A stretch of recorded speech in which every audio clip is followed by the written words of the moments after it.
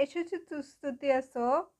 आज आपण पेंटिकॉस्टल म्हणजे काय हे पाहणार आहोत. तर पेंटिकॉस्ट आणि पेंटिकॉस्टल या दोन्ही वेगवेगळ्या गोष्टी आहेत. पेंटिकॉस्टल हा एक पंथ आहे. त्याची सुरुवात 1 जानेवारी 1901 मध्ये त्याची सुरुवात झालेली आहे. आणि पेंटिकॉस्टल हा येशूच्या शिष्यांनी येशूच्या पुनरुत्थानाच्या 50व्या दिवशी चर्चची स्थापना केली. तर जुन्या करारात देखील आपल्याला जे यहुदी लोक होते त्यांच्या कापणीचा किंवा मेजवानीचा सण त्याला शौवत किंवा शौओत असे आठवड्याचा सण जो साजरा करत होते त्याला म्हटले जाते. त्याचाच ग्रीक नाव पेंटिकॉस्ट असे म्हटलेले गेलेले आहे.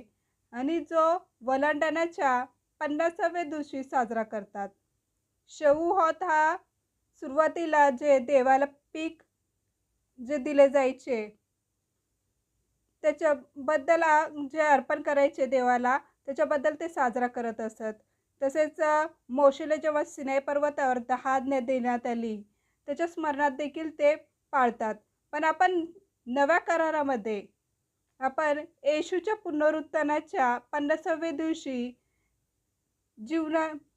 येशूच्या पुनरुत्थानाच्या 50व्या दिवशी आपण त्याची चर्चची स्थापना झाली तेव्हा आपण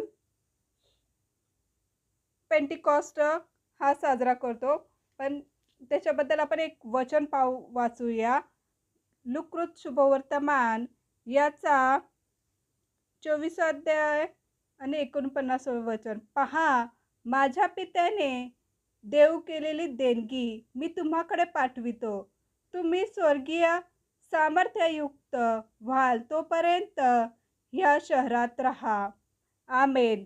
तर येशू ख्रिस्ताने इथं म्हटलेलं आहे की मी जे पवित्र तुम्हाला आत्मा देऊसपर्यंत त्याच्या सामर्थ्याने येऊसपर्यंत तुम्ही ह्या शहरातच राहा. म्हणून त्याचे शिष्य जे येशूचे शिष्य होते ते तेच त्या शहरामध्ये राहिले. आमेन.